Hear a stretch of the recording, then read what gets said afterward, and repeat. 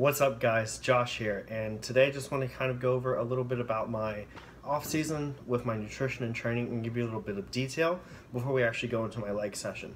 So as you'll see in the video coming up, I did 3 exercises today for legs. I typically do 4, but due to time I was not able to get all 4 in. So I'm not a big believer in doing like 12 different exercises during a session or even doing different stuff every time I go into the gym. I try to keep my exercises consistent. So I pick 3 or 4 things. This goes for every body part, by the way. And I really try to focus in and perfect those movements. I'll do that for about 2 or 3 months. Then I'll actually switch up my movements and go into different variations. So right now for legs, I'm starting off with a seated leg curl. The way I'm executing these with my reps and sets is I'm doing about 3 to 4 warm-up sets. And my warm-up sets are mildly working. Nothing crazy. I'm still going a few reps shy of failure, but I'm really just trying to squeeze as hard as I can and get the best contraction and working through the range of motion. And then I'll work up to 1 heavy top set, which sometimes I'll have a spot to be able to help me push a little bit extra, but today I did not have that opportunity, so I just did the most I could on my own throughout a full range of motion. After that, I went into safety bar squats. So I have been doing reverse bands for the past few weeks, and I decided to change it up and just go free weight now.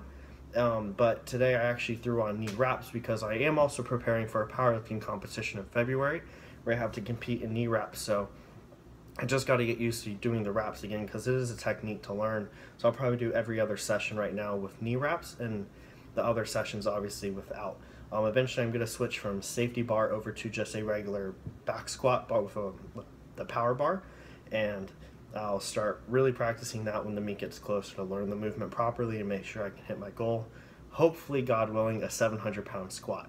So just for the record, that's what I'm hoping to hit at the meet, 700 pounds. I'd be completely happy with that.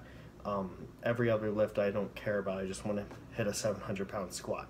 So I did my squats. I only do doubles, some triples, and singles up until my top sets. My last 2 sets, I believe, were no, my last 3 sets I actually put on wraps, and they weren't wrapped perfect. They were still a little bit loose, and still got to perfect my technique with that as well. But I put the wraps on and really just hit singles up until my top set, which was a triple at 615. It felt really good to get that weight back on my back because I haven't done that in probably about 1.5 years now, and it just felt good to actually move heavy weight again and without the reverse bands on there. So I was very pleased with that. And then after that I went into leg extensions where I worked up to 6 plates. It's a plate loaded leg extension. I did that for I think 12 reps if I'm not mistaken, and typically after that I'll go into a squat press, but I did not have time like I said. But those are the main movements right now which I'm trying to perfect. My execution is pretty much there on everything, so now I'm really just trying to work on load. And the best way to go about whether you should worry about execution or load is both matter, but load doesn't mean shit unless your execution is good. Because if you're just lifting but nothing's actually firing correctly or working how it should, then the load's not really doing anything for you. Might as well drop back on the load, execute properly, and actually get stimulus on the muscles, and that's what actually matters. The total amount of tension placed on the muscle. So if you're doing a bicep curl, but yet your elbows are coming up and you're transferring a lot of the weight onto your shoulder and just momentum, you're not actually working your biceps. So it doesn't matter if you're doing 50 pounds like that, but if you do a strict curl with 25 pounds, that's going to be more beneficial for you. So I know there's a big debate over that, and a lot of people say like, oh, you guys at MI40 don't care about weight. That's actually not true. We care about weight once our execution's correct. So that's kind of where I'm at there with my training. When it comes to my nutrition right now, I would say I'm about 70 to 80% where I should be.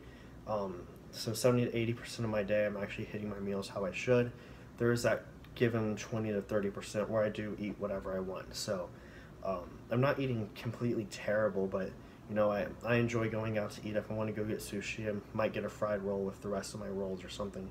So that's kind of like what I'm talking about by my nutrition not being all there. I'm not just sitting around eating potato chips all day or anything like that either. But I'm eating right now about 5 meals a day. My carbs are roughly in the 450 to 500 range.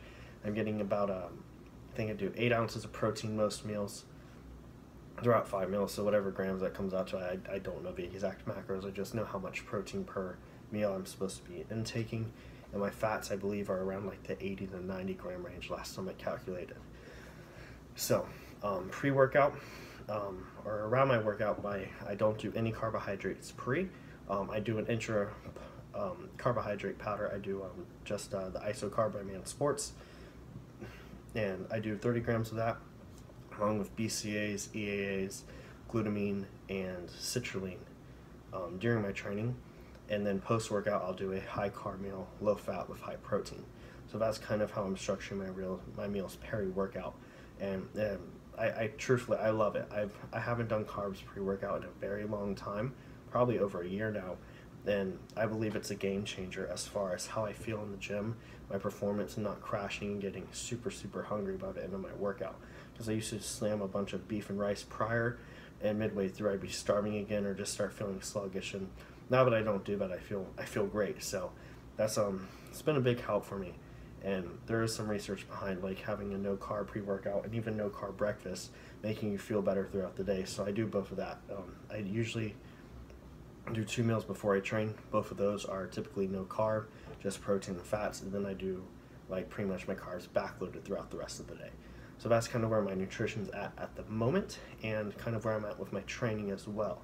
So enjoy this video. If you guys have any questions, comments, concerns, please leave them in the comment section below. Don't forget to like and subscribe, and if you haven't yet, please check out my website if you're interested in programming or coaching at www.thejoshvogel.com. There's a link down in the description box, and thank you guys so much for watching.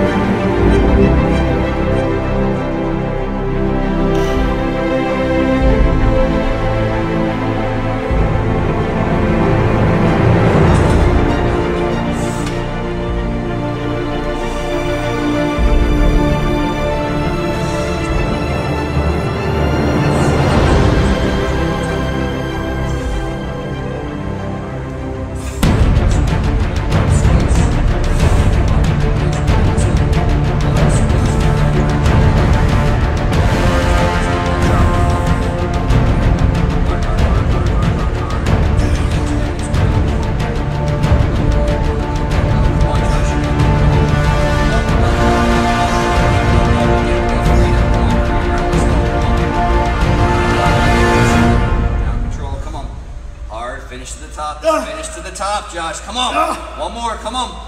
All the way. All the way. Don't quit. All the way to the top. Up, up, up.